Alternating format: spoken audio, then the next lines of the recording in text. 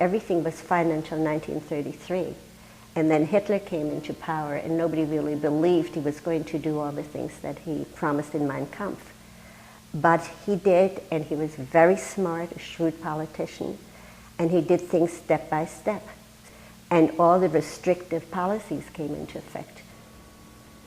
I wasn't allowed to go to any movies because every sign said Juden unerwünscht, which means Jews are not permitted, are not wanted.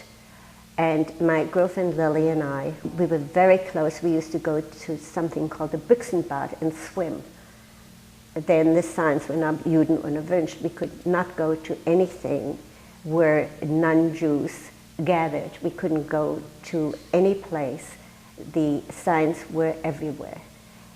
Plus, there was something called the Stürmer, which was a hate sheet which was read by everyone. There were kiosks where you put newspapers and things, and the Stürmer was always there depicting Jews as swine, lecherous animals. Women looked like prostitutes. They ranted and raved and made Jews into the nothings. A lie repeated often enough becomes the truth. And that's what happened with the Stürmer, and that's what happened with Hitler. Plus, I was kicked out of school, and I had to go to the Jewish school, which was a pleasure, until Kristallnacht.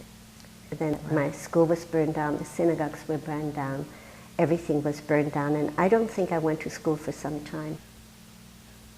Kristallnacht was November 9th, 1938.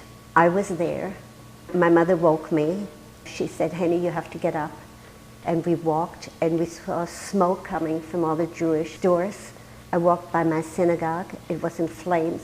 My school was in flames. There was shattered glass and smoke everywhere. The fire engine stood by, didn't do a thing. They just made sure that the adjoining buildings wouldn't be burned.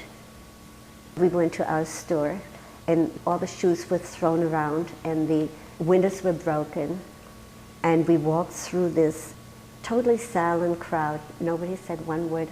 I don't know if they were shocked, empathetic with us, sympathetic with the Nazis. I don't know. We walked in, and my mother was like a stone statue. She couldn't move. She didn't cry. She didn't do anything. Then out of the crowd, one of the sales girls came in, and she hugged my mother, and then my mother broke down.